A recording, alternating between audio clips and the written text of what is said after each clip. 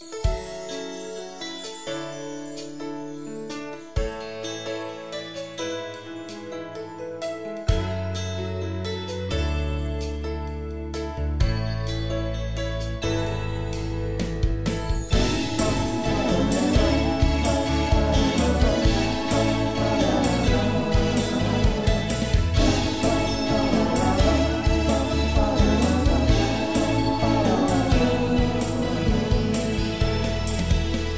teachings you heard me proclaim in the presence of many witnesses, and entrust them to reliable people who will be able to teach others also.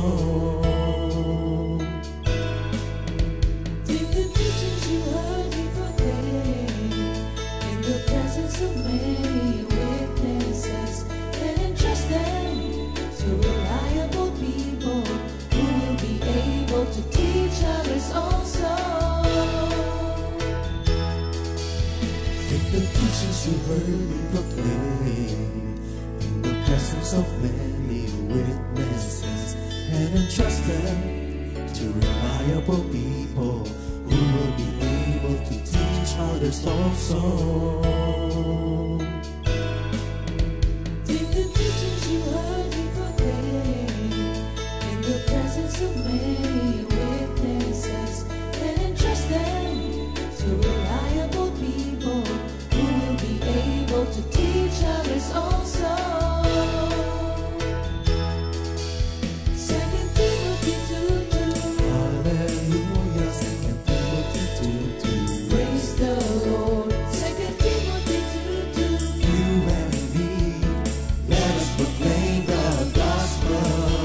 2 Timothy 2:2. Hallelujah. 2 Timothy 2:2. Praise the Lord. 2 Timothy 2:2. You and me, Let us proclaim the gospel of Jesus Christ.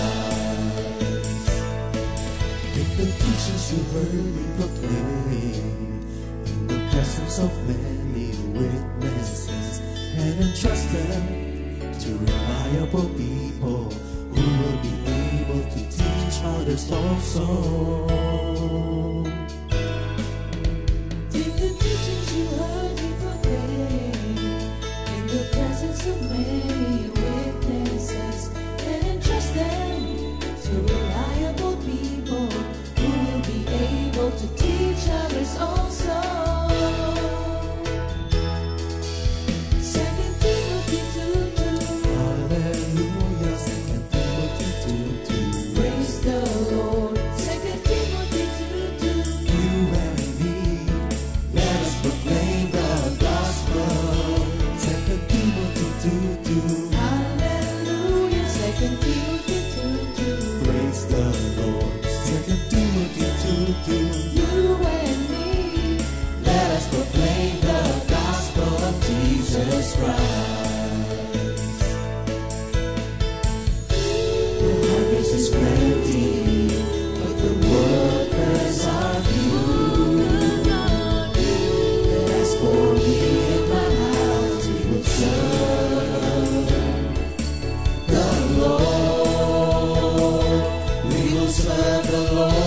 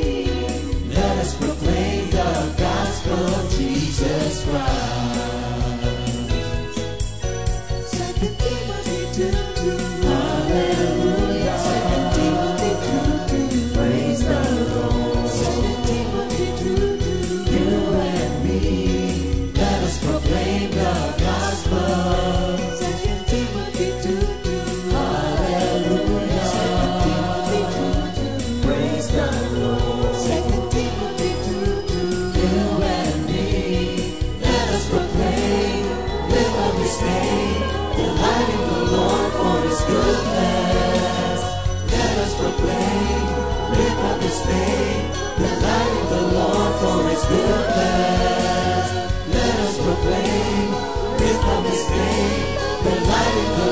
for His good hands and His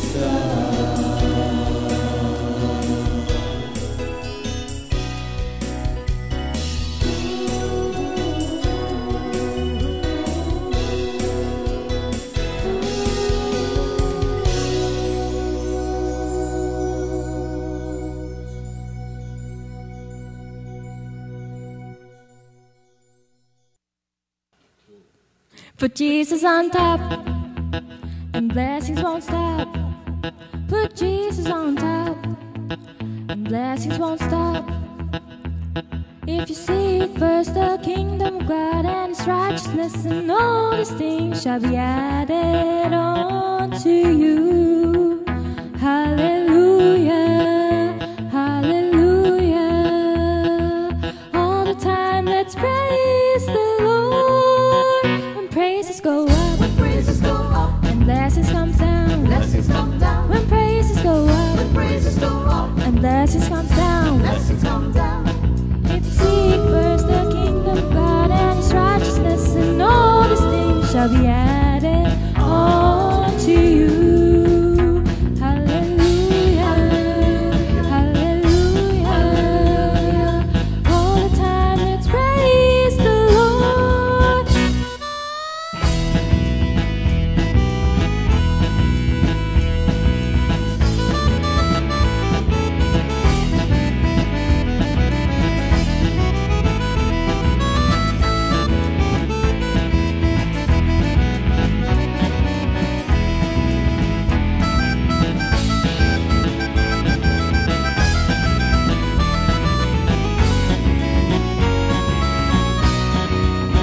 Put Jesus first, Jesus first, and you never thirst. never thirst. Put Jesus first, Jesus first, and you never thirst. never thirst. If you seek first the kingdom of God and His righteousness, and all these things shall be added on to you. Hallelujah, hallelujah. All the time, let's praise the Lord. Jesus up, Jesus up, He'll draw men to Him. draw men to Him. Lift Jesus up, Jesus up, He'll draw men to Him. draw men to Him. If you seek first the kingdom of God and His righteousness, and all these things shall be added on to you. Hallelujah, hallelujah. All the time, let's praise the Lord. Put Jesus on top, Jesus on top, blessings won't stop. blessings won't stop. Put Jesus on top, Jesus on top, and blessings won't stop. blessings won't stop. If you seek first the kingdom of God and His righteousness, and all these things shall be added on to you.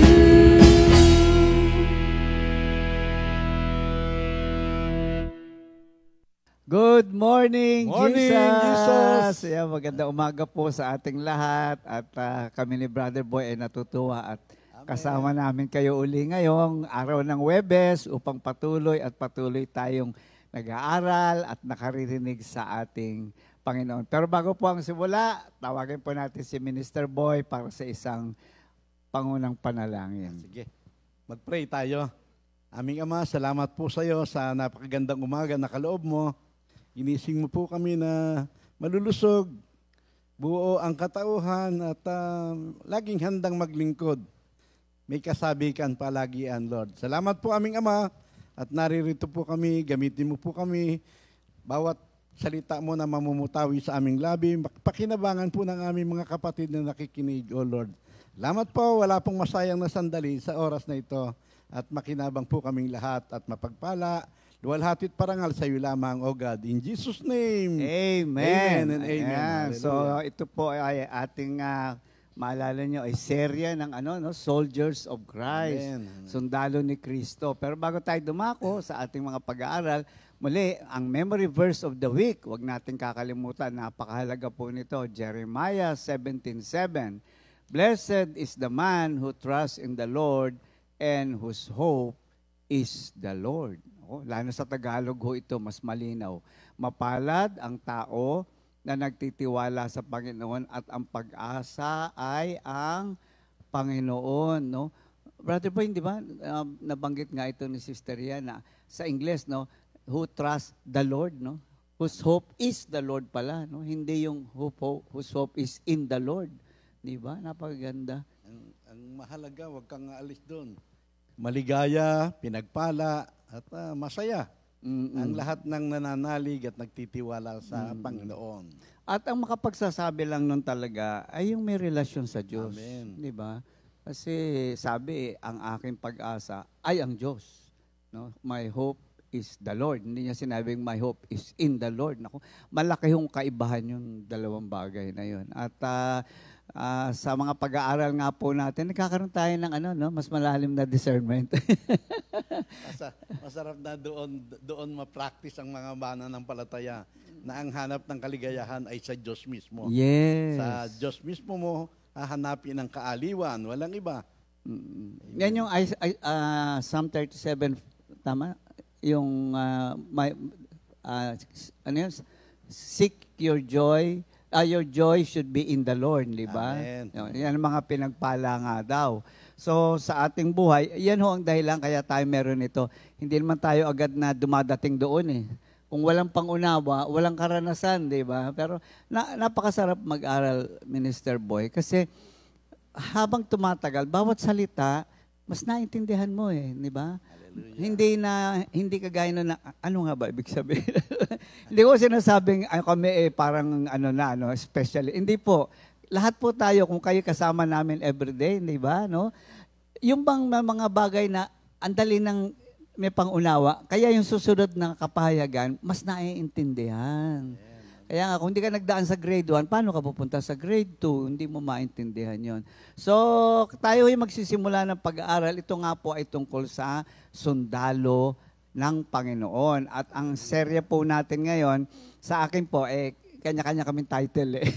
Ang title ko po ay Tapat na Lingkod ni Kristo. Sa English ay Approved Worker of God. So basahin ko po ang aming text. Ito po ay matatagpuan sa 2 Timothy 2:14-19. Babasahin ko po sa English, mamaya po ay babasahin naman sa Tagalog ni Minister Boy. So 2 Timothy 2:14.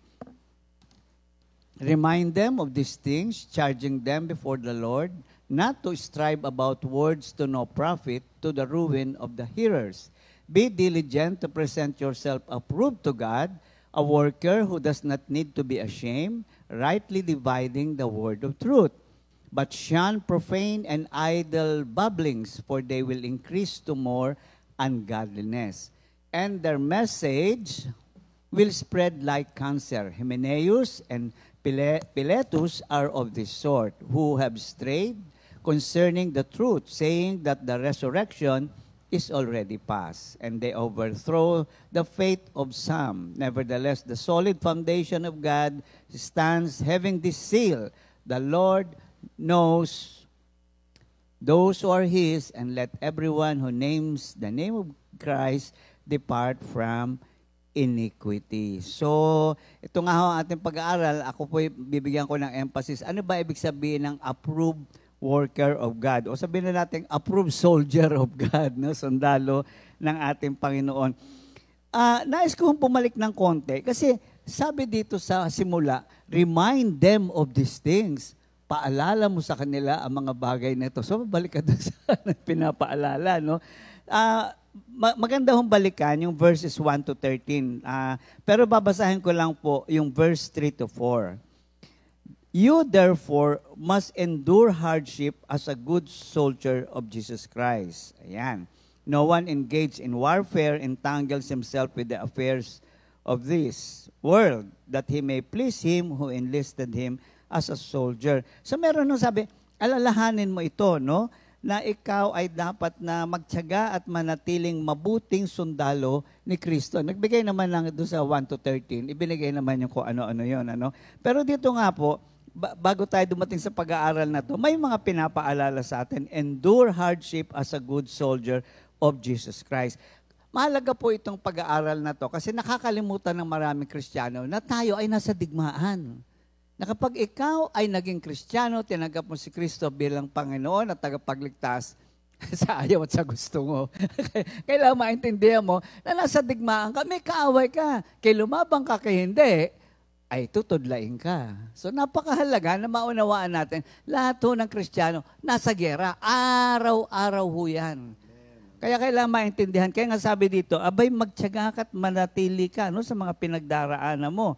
Sabi nga dito, no one engaged in warfare, ayan, no, walang pwedeng sumabak sa digmaan, na ikaw ay naka-involve sa civilian affair. Basahin ko, ha? No one engaged in warfare entangles himself with the affair of this world, that he may please him who enlisted him as a soldier. So ito pong sinasabi sa atin dito, sa verses 14-19, speaks of the faithfulness of the good soldiers. Ayun ang pag-uusapan natin ngayon. No? At ang amin nga hong pinakapunto ay isang tapat. Kasi sabi nga dun sa nauna mga verses, abay manatili ka, maging masigasig ka dyan. Kasi yan ay isang digmaan. Wala namang, pero na lang kung ikaw ay sundalong kanin. Ano? So, isang bagay na nais natin bigyan ng diin dito, Paul is reminding us that we are not in a civilian warfare, but in a spiritual warfare. Na ang ating digmaan, hindi yung mga kalaban natin na nakikita natin, spiritual, kaya nga mahirap. Kaya nga, pwede lang natin gamitin mga principle dito are also spiritual principle. At yan ay makikita natin sa Ephesians 6:12. For we do not wrestle against flesh and blood, but against the rulers, against the authorities, against the cosmic power over this present darkness, against the spiritual forces of evil in the heavenly places. Kalaban po natin ang kadiliman at lahat ng nagre-represent ng kadiliman. Yan ay ang kalaban natin ay ang mundo, kalaban natin ang laman, at kalaban natin, of course, si Satanas. So marami ho tayong kalaban. Kaya hindi ho tayo pwede magsabi na tayo ay tinatawag dito na mag-chill lang or we'll just take it easy. Hindi ho pwede yan. Ngayon dito sa ating pag-aaral, of course maraming areas no sa tinatawag na pakikipagdigmaan sa spiritual. Pero sa binasa nating teksto, meron siyang specific points na nais na binigyan niya ng diin. At dito nga ay yung qualities of ng isang tao na tunay na merong pakikipag-isa kay Kristo. Ano ho ba ito? Sa verse 15 sabi, be diligent, basahin ko, be diligent to present yourself approved to God, a worker who does not need to be ashamed, rightly dividing the word of truth. Medyo bubusisiin ho natin yun. So unang-una sabi dito, be diligent. Bilang sundalo, ang ibig sabihin ng diligent is having or showing care and conscientiousness in one's work or duty. Sa madaling salita po, mga kapatid, mag-ingat tayo sa ating kilos bilang isang, pag sinabi ho kasing conscientious, iingatan mo ang iyong kilos at galaw, no? Doon sa binasa natin kanina, sabi dito sa 16, but shun profane and idle babblings, for they will increase to more ungodliness. Ang binabanggit po dito ay yung pakikipagbalitaktakan, unang-una, alam natin to sa mga bagay na hindi dapat nating bigyan ng diin sa ating buhay. Alam, naalala ko dito, Minister Boy, nung araw sa Luneta, ang dami. Andun lahat sila sa Luneta, debate sila ng debate. Hindi naman natapos yung kanilang Mga dalubhasa. mga dalubhasa daw, no? Na hindi naman magkasundo-sundo. Hindi ho yun bahagi ng buhay Kristiyano. So dito ang binibigyan ng diin ay yung ating pakikipag-ugnayan sa mga tao, lalo sa hindi mananampalataya. At gusto kong bigyan diin dito, hindi lamang po yung, meron ho akong natutunan Alam niyo yung, bago ako dumako doon sa natutunan, basahin ho natin, sino ba itong mga binabanggit ng Diyos na ito, na masasabi natin, fruitless, walang kasaysayan yung kanilang pakikipagbalitaktakan. Sa 1 Timothy, basahin ko sa Tagalog kasi mas maganda sa Tagalog to, 3-5, eto po yon. Sabi dito, kung nagtuturo ang sinuman sa ibang katuruan at di sang-ayon sa mga tunay na salita ng Panginoong Yesus at sa mga aral tungkol sa pagiging makadiyos, siya ay nagyayabang, ngunit walang nalalaman. Sakit na niya ang manuligsa at makipagtalo tungkol sa mga salita, bagay na humahantong sa inggitan, ayan, alitan, kutsiyaan, at masasamang hinala. Mahilig din siyang makipagtalo sa mga taong baluktot ang pag-iisip at di kumikilala sa katotohanan. Ang mga taong ito'y nag-aakala na ang reliyon ay paraan ng pagpapayaman. So ito po'y bumabanggit ng mga taong hidwang pananaw, hidwang pananampalataya. Kaya lang, kahit tayo mga Kristiyano, tawag nga natin, minsan hindi dapat patulan, pinapatulan. Tama po tayo, no? Pero minsan sa ating pakikipag-ugnayan na sa ating enthusiasm ba na, hindi, ito yun, na hindi nabibigyan ng diin yung pagiging tapat natin sa Diyos at hindi makita yung ating pagiging Kristiyano. So, ang tawag ko nga po dito, meron akong gustong bagitin dito, you choose your battle. Hindi lahat ng nakita mong sabi nga, papatulan mo. Hindi lahat na kailangan makipag-argumento ka. Hindi ko kailangan gawin yun. Kailangan pong, mamaya, may pakikita ko sa inyo, bilang isang sundalo, abay dapat matalino ka rin kung paano mo haharapin ang mga yan. Hindi lang ho yun, sa buhay Kristiyano, minsan, we do not choose our battle. Alam niyo kung bakit? Maliit na bagay papatulan mo. Maliit na sitwasyon palalakihin mo. No? Doon pa lang, akala ko ba Kristiyano ito? Ba't pala away ito? Kasi lahat pinapatulan. So pati yung energy mo, naubos doon sa pakikipag-away, sa pag-aalala, nakapagsalita ka ng hindi maganda. Kasi nga, ang nangyayari, we do not choose our battle. Kailangan po yung ating pakikipaglaban ay may katalinuhan galing saan? Sa ating Panginoon. Kung hindi, mapapagod ka. Lahat na lamang ay papatulan natin. So sabi nga dito, kung sa sundalo, huwag mo sayangin yung bala mo. Huwag mo sayangin yung bala mo. Hindi yung, sige, kumbaga may nakitang puno, binaril. May nakitang ibon, binaril. Hindi tinamaan yung kaaway. Minsan ganun ho tayo. No? Nasasayang ang panahon sa mga bagay na hindi dapat bigyan ng tinatawag na pagpapahalaga. So, alam niyo, may nakita ako dyan. Ang Panginoong Hesus mismo, tingnan natin even Jesus Christ chose His battle. Matthew 17. Ang ganda po nito Kung naalala niyo, ito yon. Pagbabayad ng buwis para sa templo. Pagdating nila sa Capernaum, lumapit kay Pedro ang mga maniningil ng buwis para sa templo. Nagbabayad ba ng buwis para sa templo ang inyong guro? Ayan na. So pwedeng magbigay ng maraming paliwanag, pwedeng magsabing, di ba? Sabi naman ng Panginoon dito, opo, sagot ni Pedro, si Pedro pala to, nang pumasok siya sa bahay, tinanong siya ni Jesus, ano sa palagay mo, Simon? Sino ba ang nagbabayad ng buwis? Sa mga hari dito sa mundo, ang mga mamamayan ba o ang mga dayuhan?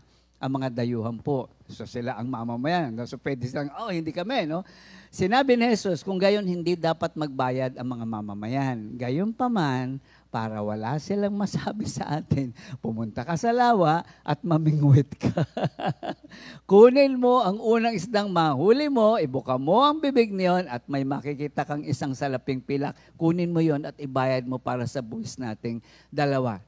Nakipagbalitaktakan ba si Lord? Hindi na. Sabi niya, hindi ito this is not the battle that we should face. Sabi niya ganun, magbayad ka na lang.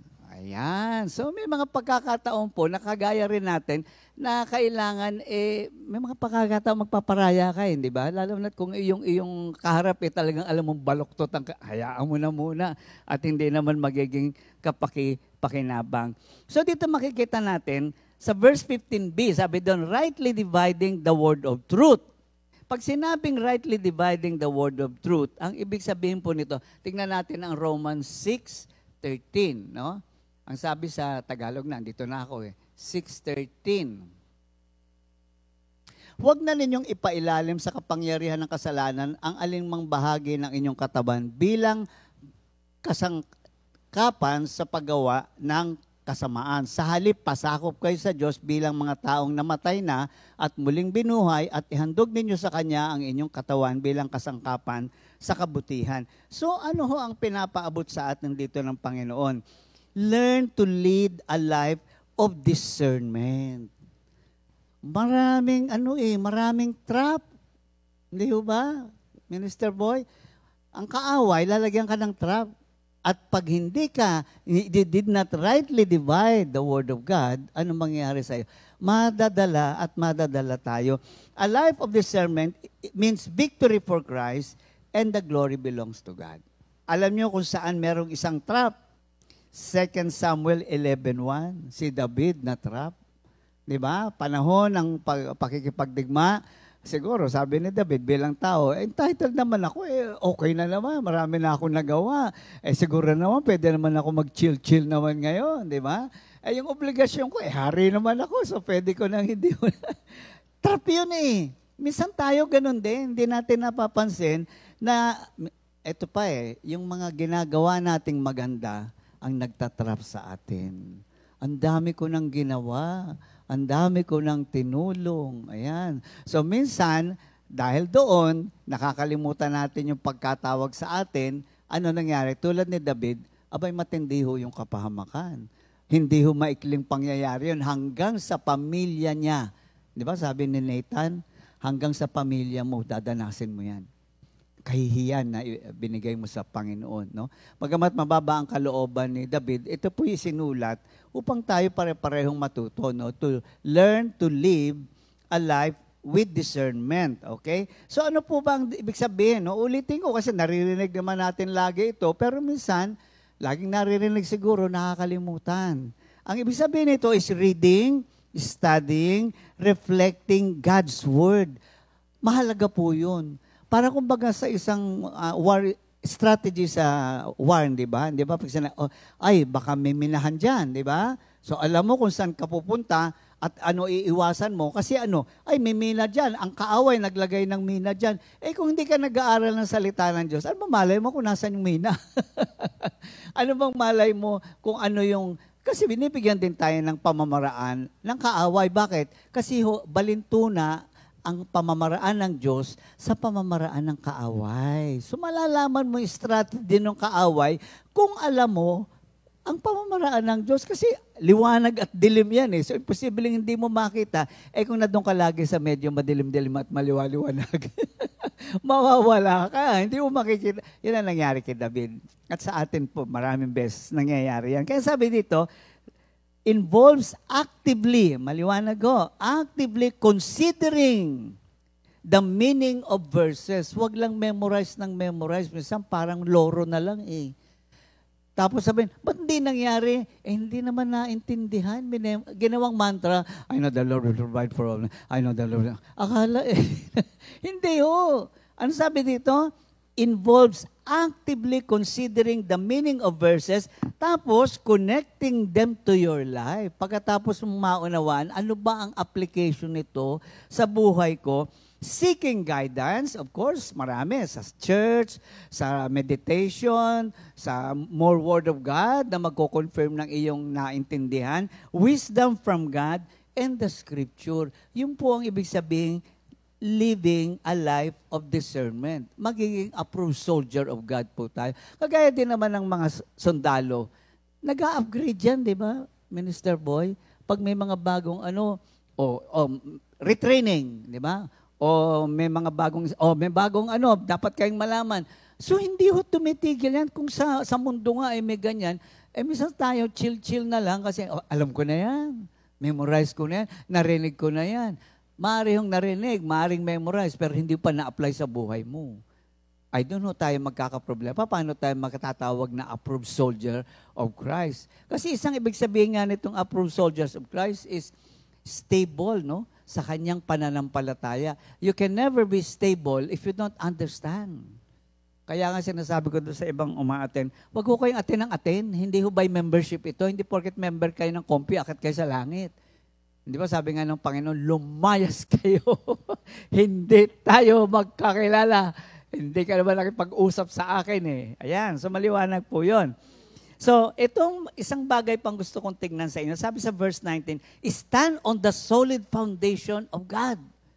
Solid dapat yung pundasyon mo, di ba? Kagaya pagka ikaw ay tawag dito, sa Baguio, yung PMA, solid yun. Kaya may mga umiiyak doon minsan kasi pangalawa, pangatlong taon bumibigay. Minsan nga, fourth year na bumibigay. Kasi nga matindi ang training. Abay, kung yun ang kalaban nakikita, paano nahutayan? Hindi natin nakikita yung kalaban. Kaya maliwanag dito sabi, you must stand on the solid foundation of God. Ibinigay po sa atin ang pundasyon. At ilang bagay po ang gusto kong bigyan ng diin dito. Ang unang sabi dito, ano itong foundation na to? Binabase ko po ito dun mismo sa context na aming pinag-aaralan. Ano sabi? The Lord knows those who are His. Alam ng Diyos kung sino ang Kanya. So sa isang tao na ang pundasyon ay ang Diyos, ang pagtuturo ng Diyos. Ito po ang una. Sa John 3:33. Basahin ko lang ho sandali. John 3:33. Ang tumatanggap sa kanyang patutuo ay nagpapatunay na ang sinasabi ng Diyos ay totoo. Ano ito? He who has received God's testimony has certified that God is true. Yun ang pundasyon. Na wala kang kahit nakatiting na pagdududa sa salita ng Diyos. Na pag sinabi ng salita ng Diyos, yan na yan. Meron nung kasing difference itong babanggitin ko. Meron nung believing in God at meron nung believe in God. Ang believing in God ay naniniwala ako may Diyos. Pero pag sinabi mong believe God, ang sinasabi mo, believe ako sa Diyos. Magkaiba yun. Yung pundasyon na sinasabi dito, ang sinasabi dito ay hindi lang ako naniniwalang may Diyos. Lahat ng salita ng Diyos, pinaniniwalaan ko. Kaya nga pag tinanong, sino ligtas dito? Sino pupunta sa langit? Pag nagtaas ka ng kamay, ang yabang mo naman. Bakit? Sino ka ba? Sobra ka namang assuming. Kapatid, walang kinalaman ako doon. Sabi ng salita ng Diyos. Yun ang clear foundation kung ano sinabi ng salita ng Diyos. Tayuan mo. Kaya minsan din natin maintindihan ang salita ng Diyos. Ikaw mismo pinagdududo. Totoo ba yan? Maganda yan? Naku, sana nga. Hari nawa na yan nga ay ito. Hindi ho ganun. Pag sinabi ng Diyos, tayuan mo yan. Kaya nga kailangan, ilib ka kay Lord. Okay? Mahalaga po yun. No? Solid foundation yun. Pangalawa, John 10:27, my sheep hears my voice and I know them and they follow me. Bakit matapang tayo? Bakit kung pag sinabi ni Lord, sugod, sugod? Bakit pag sinabi ni Lord, bigay mo yan, bigay mo yan? Pag sinabi ni Lord, patawarin mo yan, pag sinabi ni Lord, huwag kang makipag-ugnayan dyan, huwag kang makipag-ugnayan dyan. Unang-una, may solid foundation tayo. Ano to? Intimate relationship with God. Hindi ka naman makakarinig sa Diyos kung wala kang pagkakilala sa Diyos eh. So yung intimacy natin sa Diyos, ang nagbibigay ng patunay sa iyo na nasa Panginoon ako. Yes, nagkakasala ako. Sino bang hindi? Makasalanan naman lahat tayo. Pero the fact that I know my God. Why? Because we have that intimacy. And by the way, Christianity is the only religion that is based on relationship. So mahalaga po yun na ikaw mismo sa sarili mo, alam mong may relasyon ka sa Diyos. Hindi dahil sa alam mo yung salita ng Diyos, alam mo yung insight ng preacher, memorize mo yung verses. Hindi ho yun. Kilala mo ba ang Diyos? Kilala ka ba ng Diyos? Bakit? Minsan sabihin nila, sana sagutin ng Diyos panalangin ko. Narinig kaya ng Diyos yung panalangin ko? May problema na ho kayo. Wala kang solid foundation. Kasi pag ikaw ay may relasyon sa Diyos, personal na relationship, number 1, tiyak ka, lahat ng panalangin mo, pinakinggan ng Diyos. Pangalawa, lahat ng iyong pinanalangin, sasagutin ng Diyos. Ang taong yan, may solid foundation. Marami sa atin, hindi ganon. Nagdadasal, pagkatapos, didiskarte na. Dadasal, tapos bibili ng ticket ng loto, maghahanap ng mauutangan, ganito, ganyan. So, hindi ka naniniwala. Solid ba yun? Di ba? Tingnan nyo yung mga solid Bilmanian at saka solid Noranian. Wag na wag mong kakantiin yang si Bilma o yang si Nora, no? Sumalangit na ang kanyang kaluluwa. Ay, ngangat-ngating ka na mga yan. Di ba? Kung baga sa manok ay talagang sasabungin, wag kang magkamali. Minsan tayo, hindi ganun eh. Di ba? Meron ng sinasabing hindi maganda tungkol sa Panginoon. Yun nga yung pinag-usapan natin kanina, yung words. Alam niyo, minsan sa Kristiyano nakikita ko. Di ba sabi ni Lord, thou shall not use my name in vain. Siyang ginagamit na pang kwento ng joke. Ako, guilty ako dyan, may mga ganyan din ako noon. Ngayon sabi ko, Lord, mali pala. Gagawa ka ng kwento na wala naman, hindi naman biblical. Yung gumawa ka lang ng kwento, tapos sinama pangalan ni Jesus, kasala na kayo. Ano man, lalo na pagbibiro, wag ho, hindi ho kasama yun. No? Ang taong may solid foundation, he will always give reverence to the name of God. Kaya nga ho, nung ma-realize ko yun, sabi ko, teka, ayusin ko ito at hindi ito kasi-siya sa ating Panginoon. Okay? Number 3, Revelations 3:8, I know your works. Behold, I've set before you an open door which no one is able to shut. I know that you have but little power, and yet you have kept my word and have not denied my name. Tapos sabi dito, alam ko mahina ka. Pero solid ka. Bakit? Nanatili ka. Di ba sabi niya dito? Nasa na nga yun? Ayan. I know you have little power, yet you have kept my word and have not denied my name. Ayan ang mga solid talaga. Ito, may gusto akong bigyan ng diin dito. I know your work. Behold, I have set before you an open door which no one is able to shut. Sino ho ang may solid foundation? Alam niya calling niya. Alam niyang tinawag siya ng Diyos. Malinaw na malinaw sa kanya yun. Kung ikaw ay worker, pagkatapos hanggang ngayon, tinawag kaya ako ng Diyos, medyo marami akong dinadaanan. Tinawag ba ako ng Diyos? Hindi nasa yata sinasagot. One thing about us, sa ating mga manggagawa, ang linaw ng calling sa'yo. Malinaw ho ba ang, kasi kung, naku, tinawag kaya ako ng Lord? Kung tinawag ako, ba't ganito? Wala ho kayo sa solid foundation. Bibigay ka, kapatid. Sigurado yan, bibigay ka. At marami nga bumigay. Kasi nga dito, ang sinasabi, gusto ko to which I have set before you an open door. May binuksan akong pintuan, pumasok ka, at nanatili ka dun sa, at sabi nga niya, itong pintuan na to, hindi ko isasara. Bakit? Hindi nagbabago isip ng Diyos pag tinawag ka. Pag tinawag ka, tinawag ka. Kaya malalakas ang loob namin pare-pareho. Bakit? Ano pa man ang mangyari? Dito lang ako. Bakit? Tinawag ako. Talaga rin naman. At totoo naman po yan. Kahit sa buhay kong bilang manggagawa. That's the only thing, bandang huli, yun na lang pinangawakan ko, Minister Boy. Wala na akong, naubos na katwiran ko. Katwiran ko na lang. Tinawag ako Doon na lang ako. Ay, ano yan? That's the acknowledgement of one's calling, no? Isa pa, Isaiah 28:16. Idinagdag ko to, hindi kasama, pero may nakita ako maganda Therefore, thus says the Lord God, behold, I lay in Zion, ano nga ito? A stream, a stone for a foundation, a tried stone, a precious cornerstone, a sure foundation. Ayan, maliwanag. Solid foundation yan. Whoever believes will not act hastily. Pag meron kang solid foundation, hindi ka patola. Hindi ka gagawa ng desisyon agad. Hindi ka babase sa desisyon mo sa nararamdaman mo, sa katwiran mo, tama ka. Hindi yung pride mo. Kasi pag ang bahay, yung bahay ko ang ibabaw po nun bato.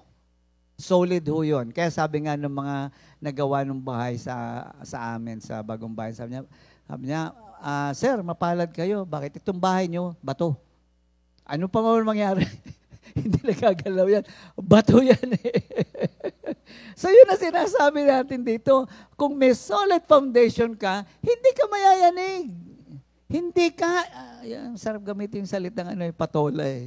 Hindi ka patol ng patol. Kaya minsan ang pagod ako, maghapon ako. Hindi ka napagod sa gawain kasi kung nagagawa ka sa gawain, pagod ka pero masaya ka.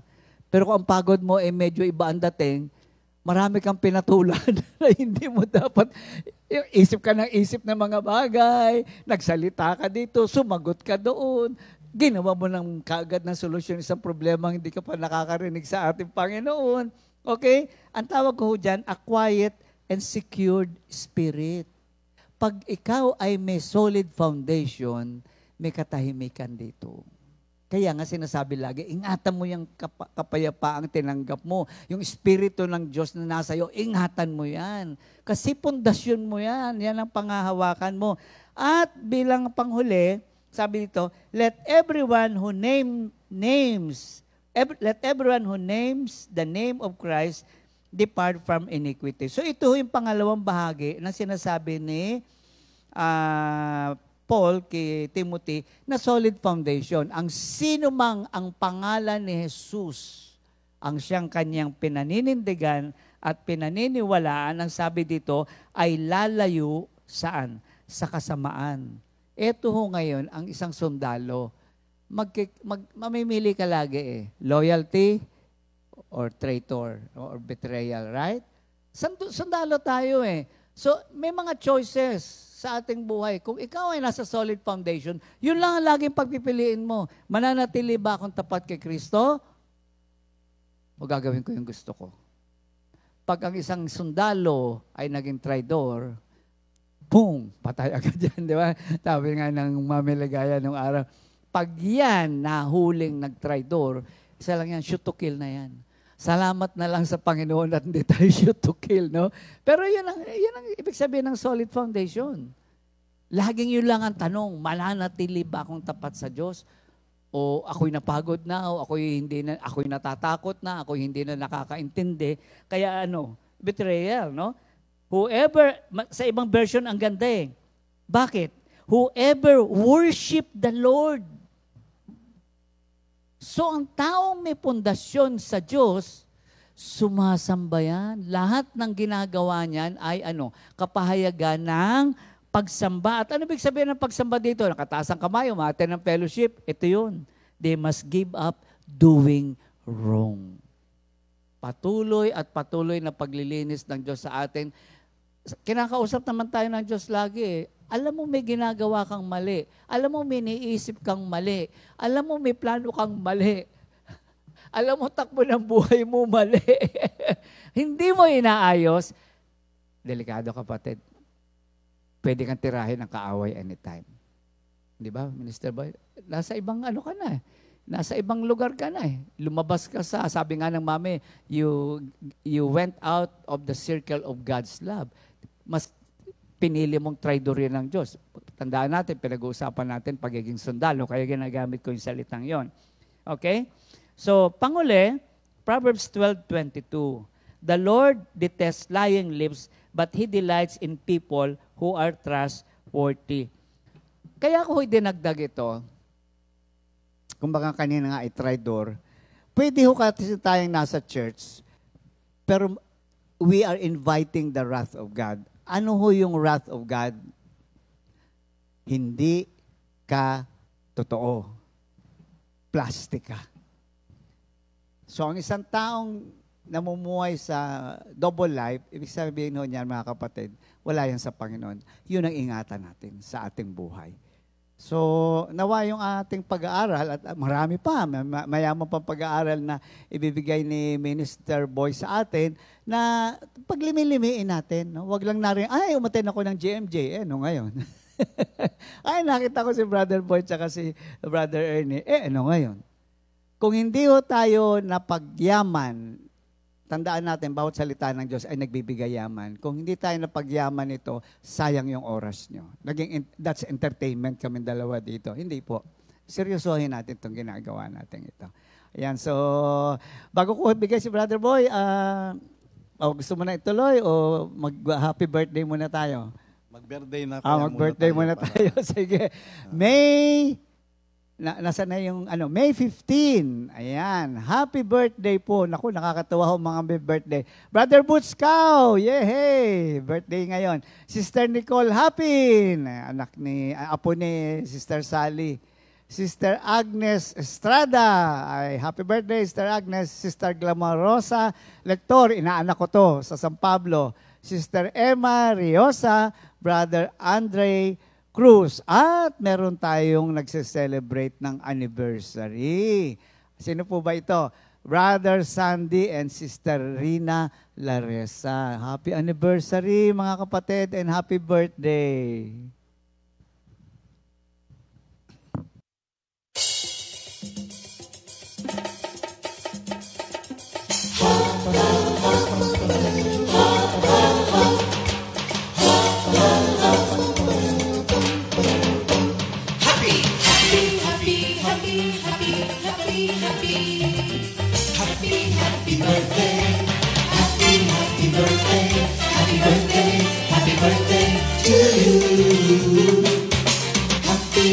Anniversary, happy anniversary, happy, happy, happy anniversary.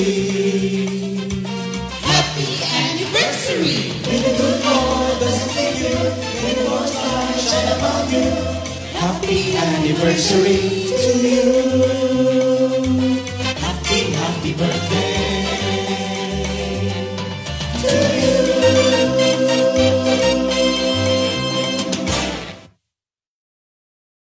Happy birthday. Happy birthday and happy anniversary. Ayan. Alam ko excited na kayo sa bahaging ituturo ng ating kapatid. Pero repeat new song of the week muna tayo. Ikaw o Aking Diyos, composed by Sister Mariam de Guzman.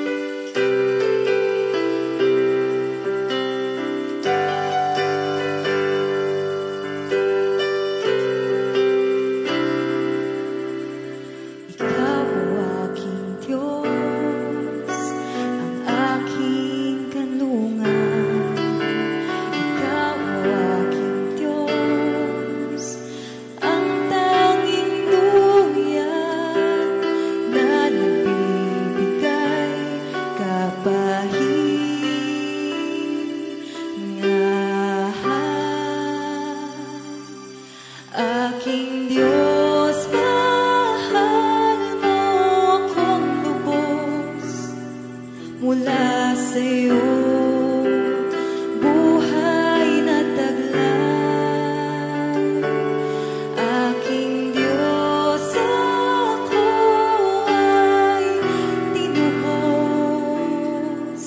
Kalayaan ngayon ay taglay. Pupurihin ka, aawitan ka, sasambahin, mamahalin. Aking Diyos, mahal mo kong lubos. Puso'y puno ng tuwa.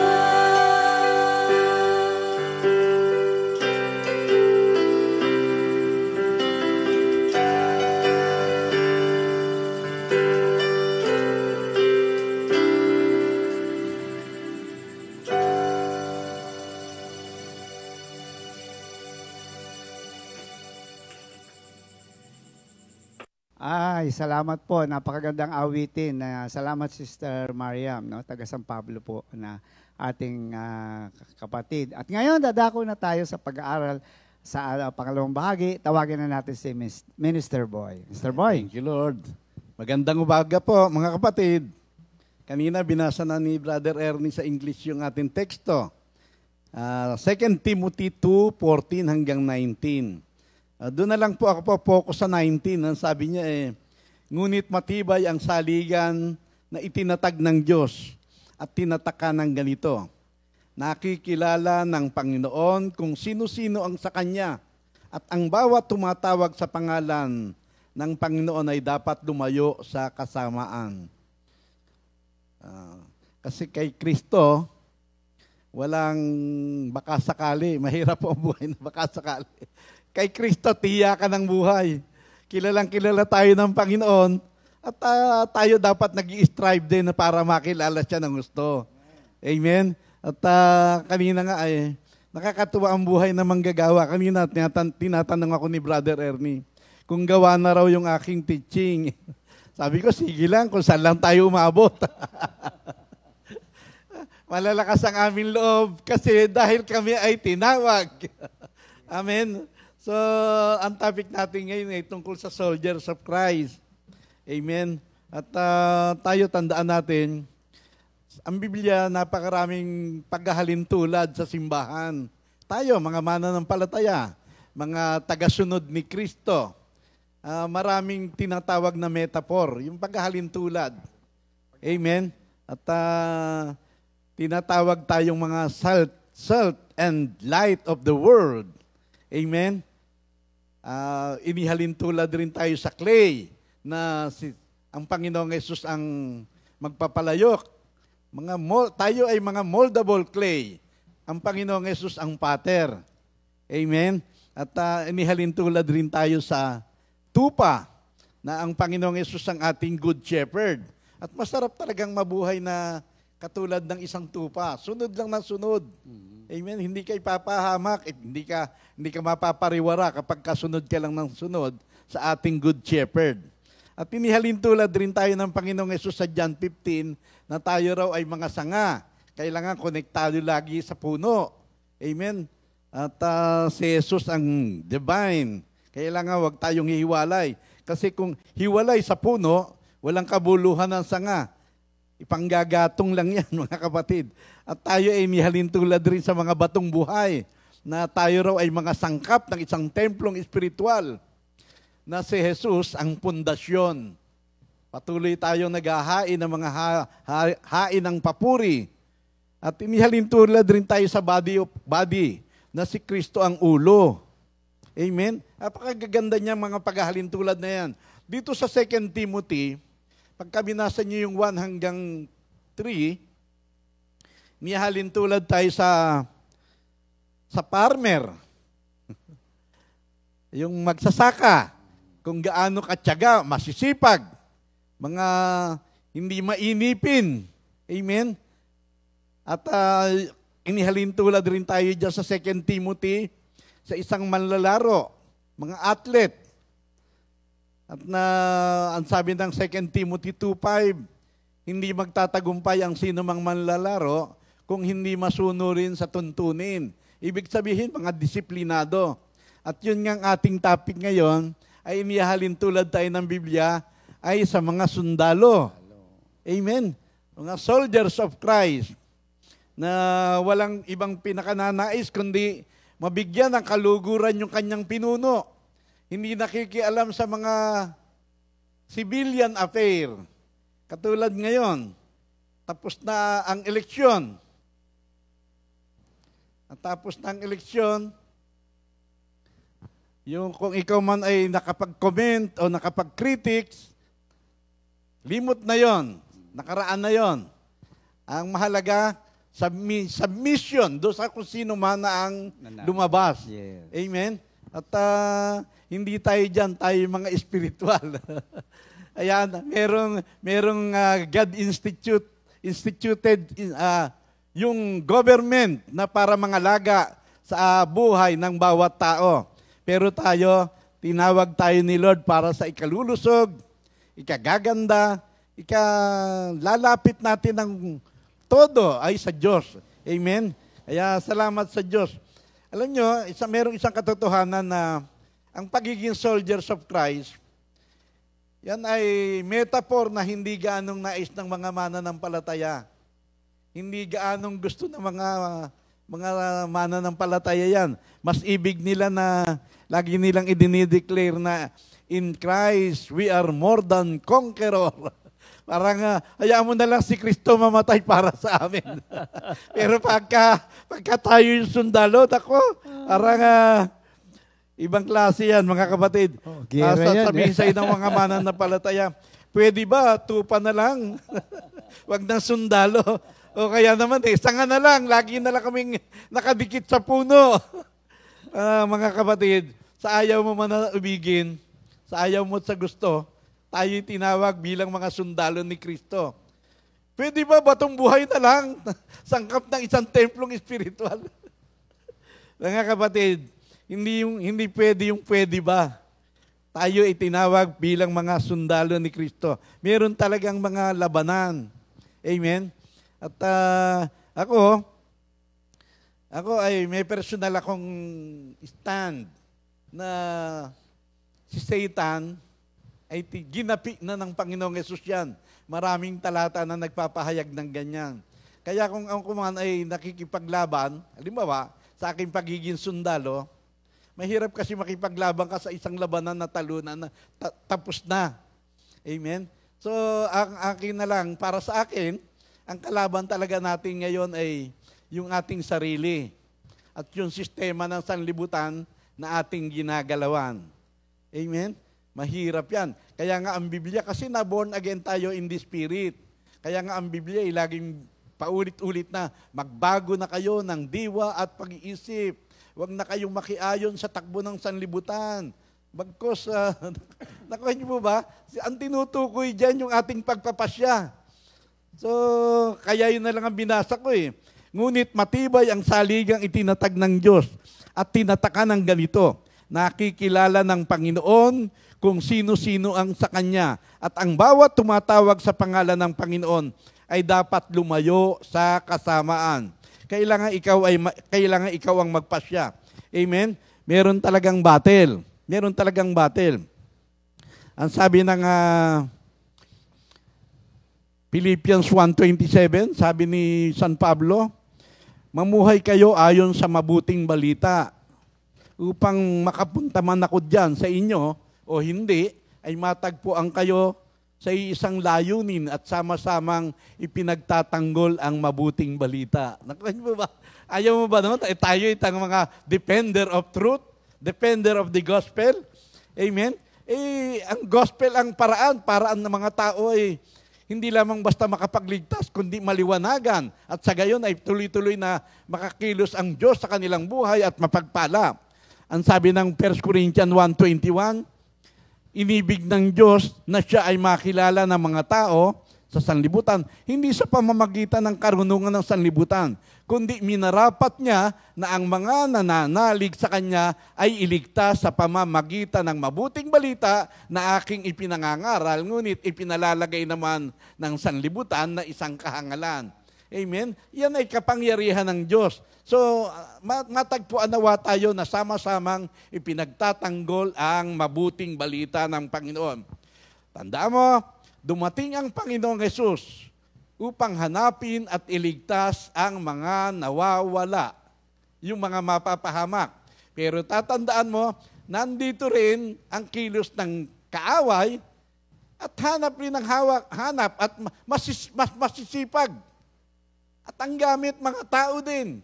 Alam nyo, ang hinahanap mga kaluluwa para ipahamak.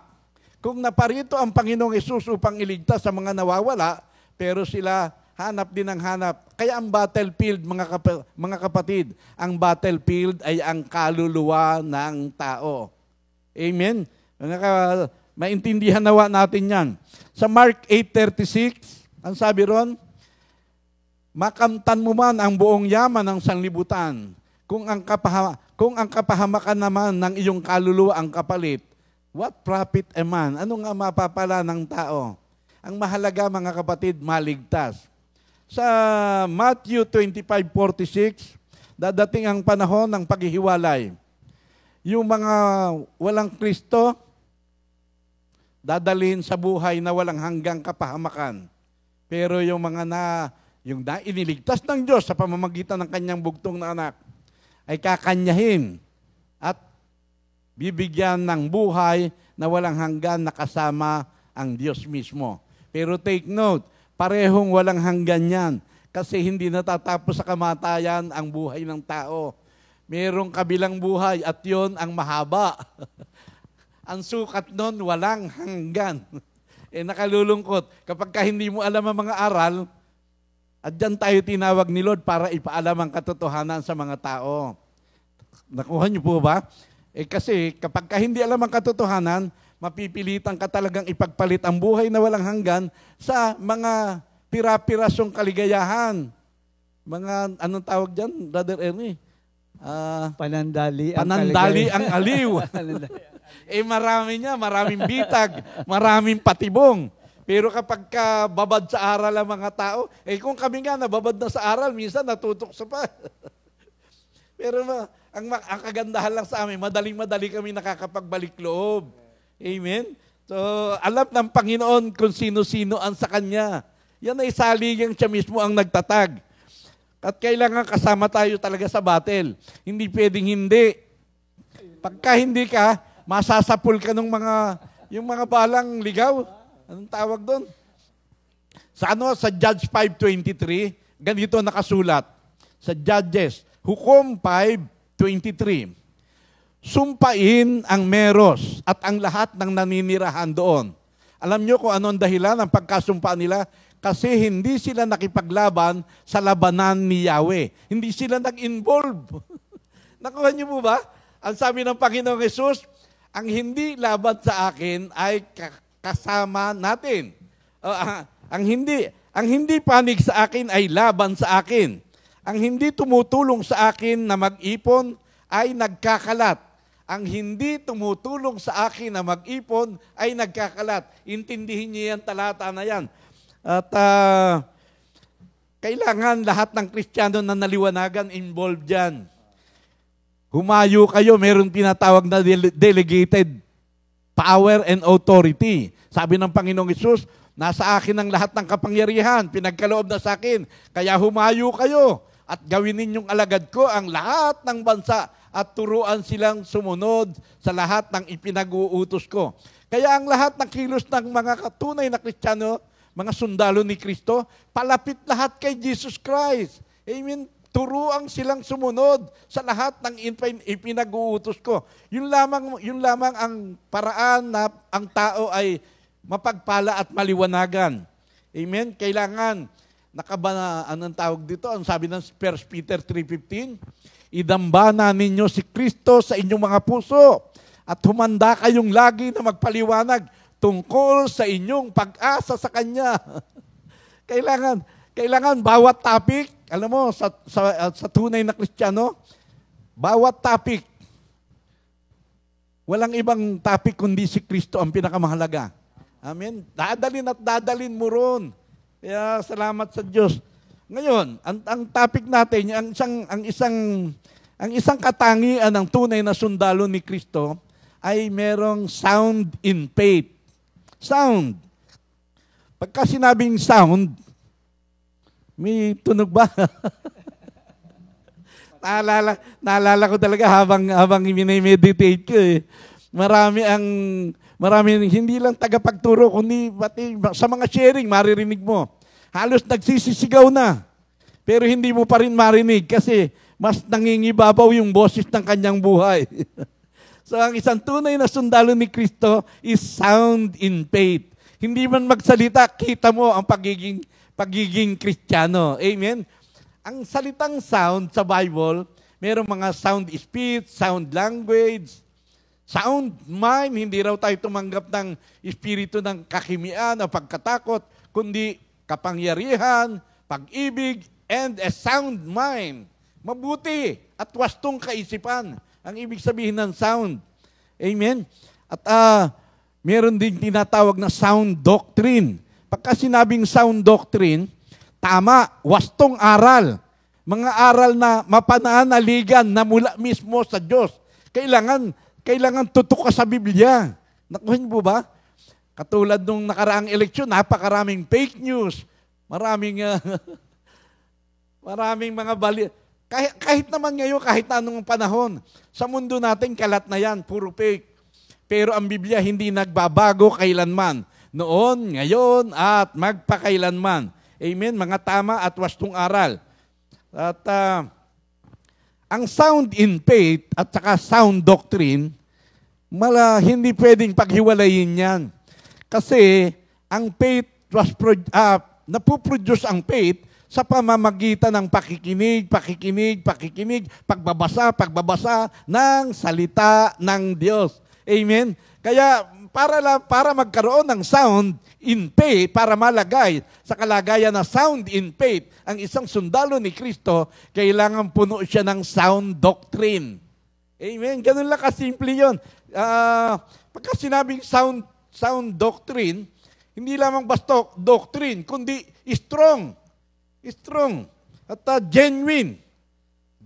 Doon ka lang magkakaroon ng strong faith and genuine faith pagka meron kang sound doctrine. Amen? Sabi ng isang tagapagturo, Jesus is the head of the church and sound doctrine is the backbone of the church. Backbone. Totoo yun. At ako'y naniniwala ron, tinanggap ko na yun. Amen? At ang layunin ng sound doctrine is to produce sound Christians. Amen? Sound soldiers who are sound in faith. Mabait ang Diyos na itinuturo sa atin itong mga ganito. Kasi kailangan lahat ng aral, tinitindigan natin. Kaya sabi nga ni si Brother Ernie kanina, inuunawa para maging buhay ng bawat isa. Kasi kapag hindi ka nakaabot sa ipinamumuhay mo ang aral, wala lahat kabuluhan yan, mga kapatid. Kaya, pagka sinabing sound in faith, matatag, malusog at hindi natitinag na paniniwala ay sa Diyos at sa kanyang mga aral at mga turo. Amen? Ang sabi ng Jude 20, magpakatibay kayo sa napakabanal na pananampalatayang itinuro sa inyo. Kailangan matibay, matatag. Doon tayo magpakalusog. Pero take note, ang sabi ng 2 Timothy 2:1, mangyayari lamang yan sa tulong ni Hesus Kristo. We can do all things through Christ. And amen, we can be sound in faith only through Jesus. The power of Jesus ang tumulong sa atin. At yan naman talaga ang kailangan ng bawat Kristiyano. Tayo inaatasan na we live by faith, not by sight. Amen? At hindi naman ganun lahat ng tao. Hindi naman lahat ng tao nahahamon. Marami ang nagbabasa, nakikinig na katulad natin. Pero hindi naman nila napapakinabangan yung mga aral ng Biblia na kanilang nabasa at napakinggan kasi hindi naman nila pinaniniwalaan. Kaya ganun kahalaga ang pananalig. Kaya kapag ka nakasulat sa Biblia, alam mo, huwag ka nang alisin mo na anumang pagdududa, anumang pag-aalinlangan, anumang pag-aatubili, anumang mga tanong-tanong na walang kabuluhan. Alisin mo lahat yan. Basta nakasulat sa Biblia. The supreme and final revelation ng Diyos sa tao. Kailangang matanggap mo na ang Biblia hindi marunong magkamali. Libre sa lahat ng kamalian, karumihan. Salita ni Lord yan. Kung ano ang Diyos, kung gaano mo iginagalang at minamahal ang Diyos, dapat ganon din ang pagtingin mo sa Biblia. Amen? Kaya salamat sa Diyos. Ang buhay ng bawat Kristiyano ay hindi lamang tayo naligtas sa pamamagitan ng pananampalataya, kundi ang buhay natin ay nagpapatuloy sa pananampalataya at hanggang sa matatapos na ang buhay mo, pananampalataya pa rin from faith to faith. Amen? Kaya sa ating mga sharing, kailangan puno ng salita. Kung ano ang nabasa mo sa Biblia, yun lamang i-share mo. Amen? Ako, nung wala pa ako kay Lord, marumi bibig ko. Ako'y sikat sa mga kwentong green, yung mga tinatawag na green jokes. O kaya naman, hindi man masyadong green, nakaka-open sa kapwa. Sanay ako dyan, para kang hindi mo napapansin, nanlalait ka na ng kapwa mo. Ngayon, pagka nagsasalita ako, minsan lumilitaw pa rin yung natural ko. Kaya sinanay ko yung sarili ko na puro Word of God ang aking laging minimemorya. Ayun, kaya huwag kayong magtaka kung bakit kahit na ako'y nagtuturo na, yung aking mga na-memorize na salita ni Lord ang lumalabas. Kasi talagang pinaglaanan ko yan. Pinaglaanan ko ng effort talaga yan. Nag-exert ako ng effort. Nakuha niyo po ba? Nung ako'y nagmumotor pa, nung bago-bago akong charismatic, at ako'y may motor, nilalagyan ko ng kaprasong karton sa harapan yung motor ko. Nakasabit yun doon, may mga word of God yun. Pagka nag-traffic, binabasa ko, minememorize, aalisin ko lamang yun kapag memoryado ko na. Nakuha niyo po ba? Kaya salamat sa Diyos. So, ang sabi ng 1 Peter 1:5, sapagkat ikaw ay sumampalataya, iingatan ka ng kapangyarihan ng Diyos. Nakuha niyo po ba? Nakita niyo ba yung blessing doon? Ulitin ko. Sapagkat ikaw ay sumampalataya, iingatan ka ng kapangyarihan ng Diyos. At hindi lamang yan ang mga talata na nagpapahayag niyan. Mayroong isang talata na nagpapahayag na ang bawat anak ng Diyos ay nakapagtatagumpay laban sa sanlibutan. At nagtatagumpay lamang ang anak ng Diyos sa pamamagitan ng pananampalataya. At tapos sa 1 John 5:5, ang sabi, sino ba ang nagtatagumpay laban sa sanlibutan? Yung sumasampalatayang si Jesus ang Kristo, ang anak ng Diyos na buhay. Mga kapatid, hindi ka maliligaw dyan. Yan na ibuhay natin. Kaya bakit very bold si San Pablo sa mga paghahayag niya na ating pinakikinabangan ngayon? Kasi kilala niya ang Diyos. Hindi lamang sapat na ikaw. Sabi rin sa binasa ko kanina, ngunit matibay ang saligang itinatag ng Diyos at tinatakan ng ganito. Nakikilala ng Panginoon kung sino-sino ang sa Kanya. Huwag kang mahirati doon. Huwag kang masanay doon na ikaw ay kilala ng Diyos. Totoong-totoo yun. Pero dapat kilala mo rin ang Diyos. Ang sabi ni San Pablo sa 2 Timothy 1:12, ano man ang nangyayari sa akin, mga kahihiyan, kahapisan, mabibigat na pangyayari ng buhay, hindi ko iniintindihan, okay lang yan. Sapagkat nakikilala ko kung sino ang aking pinaglilingkuran at nalalaman ko na kayang-kaya niyang ingatan anumang pinagkatiwala ko sa Kanya hanggang sa mga huling araw. Nakuha niyo po ba? Paano ka maglilingkod? Paano ka magiging sundalo na hindi mo alam kung sino ipagtatanggol mo? Tandaan mo, tayo ay mga sundalo. Hindi tayo sundalong nasa office, kundi we are on active duty. Tayo ay mga trained. Tayo parang mga mga Special Action Force, mga Green Beret. Mga kapatid, diyan tayo dapat masanay sa paggawa ng ating mga tungkuling itinalaga sa bawat isa sa atin. Amen. Wala kang ibang tungkuling dadalin, kundi ipahayag mo kung ano yung ipinagkaloob sa iyo ng Diyos. Ang sabi ni San Pablo sa 1 Corinthians 15, 1-3, ngayon ay ipinapaalala ko sa inyo ang mabuting balita na aking ipinangaral sa inyo at naging saligan ng inyong pananampalataya na si Jesus ay namatay, muling nabuhay at muling babalik. Yan ang pinakamahalagang aral na tinanggap ko na ngayon ipinapahayag ko sa inyo. Yan ang magliligtas sa inyo, maliban na nga lamang kung kayo ay sumampalataya na hindi nyo iniisip ang inyong sinampalatayanan. Mga kapatid, kasama ang isip sa pagsampalataya. Kailangan buong katauhan. Nakuha niyo po ba? Hindi lang puso, kundi puso at isip, buong katauhan. Ibigay mo lahat kay Jesus yan at kung ano ang sinasabi ng Biblia. Yan ang sabi ni San Pablo, pinakamahalagang aral na tinanggap ko rin. At ngayon ibinabahagi ko sa inyo sa pamamagitan ng mabuting balita ng Gospel ni Jesus Christ. Maliligtas kayo kung matapat ninyong pinanaligan at hindi kayo nag-aatubili ni nag-aalinlangan. Amen, mga kapatid. Tandaan natin, tayo ay mga buhay na sakripisyo, living sacrifice. Kanina, habang nag-uusap-usap kami, meron kasi tayong isang worker na dumadaan sa pagsubok. Ang Comfy family, sanay na sanay tayo, meron nga tayong anniversary na ang ating team ay more than conqueror. Sanay na sanay tayo na in Christ, we are more than conqueror. Yun ay nakatala sa Romans 8:37. Basahin nyo yung verse 36. Verse 37 yung more than conqueror. Pero basahin nyo muna yung verse 36. Ang nakasulat doon, para araw-araw, para tayong mga tupang kakatayin.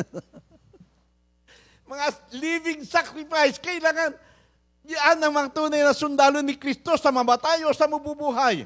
Tayo ay sa Panginoon. Amen? Kaya nga sabi ni San Pablo, wala na akong pinakananais at inaasahan, kundi wag akong magkulang sa aking tungkulin na itinalaga ni Jesus. Sapagkat para sa akin, si Jesus ang buhay.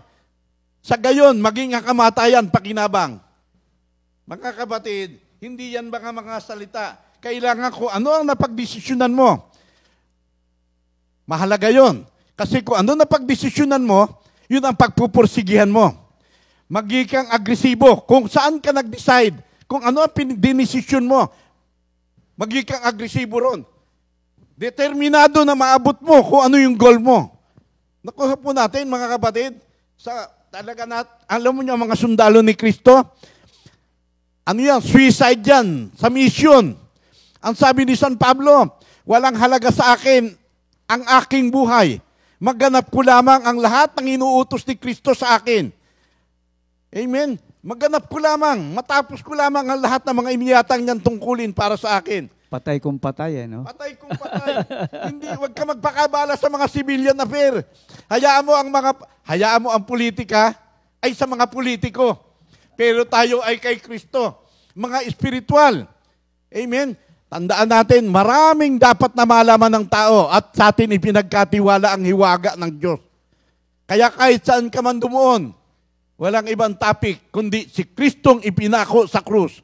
Kaya salamat sa Diyos at meron tayong mga aral na ganito. At alam mo, pagka ikaw, alam mo tungkulin mo, bibigyan ka ng kakayahan ni Lord para maharap mo ang lahat ng mga hamon ng buhay. Take note, ang sabi ng isang talata ng Biblia, kung saan nahanapin. Ipinagkaloob sa atin ang karapatang makapaglingkod sa Kanya. Hindi lamang ang manalig, kundi ang magtiis din naman. Hallelujah! Ay, di ba? Ayaw mo ba na sa iyong pagtitiis kasama mo ang Diyos? Nung wala pa tayo kay Lord, nagtitiis din naman tayo. Mas maraming problema nung araw, pero wala ang Diyos. Ngayon, kahit dumami ang problema, basta kasama mo si Kristo na iyong amo, na iyong pinuno, na iyong master. Amen. Salamat sa Diyos. Tandaan natin, ang ating motibo, tangi, pag-ibig ni Kristo. Pag-ibig ni Kristo kung gayon ang nagmo-motivate sa akin kung bakit ako masipag, kung bakit ako nagsisikap, sapagkat nalaman ko na si Jesus ay namatay. Personally, nalaman ko na siya ay namatay para sa akin. Sa gayon, hindi na ako nabubuhay para sa akin sarili, kundi para na kay Kristo. Amen. Yan ang ating motibasyon at ang ating weapon. Our weapons are not carnal. Ang ating sandata ay sandatang hindi makasanlibutan, kundi may kapangyarihan ng Diyos. Kung paanong yung sandata natin ay ginuho, lahat ng mga negatibong namuo sa ating buhay, nawa, maibahagi natin yan sa marami. Nakuha niyo po ba? Yan ang labanan. Hindi mo pwedeng labanan ng mga espiritong naghahari sa sanlibutan. Hindi mo kaya yon. Ang labanan natin ay para sa iyong sarili at mapagpala rin sa pamamagitan ng bagong buhay na taglay mo. Mabuhay din ang marami sa pamamagitan niyan.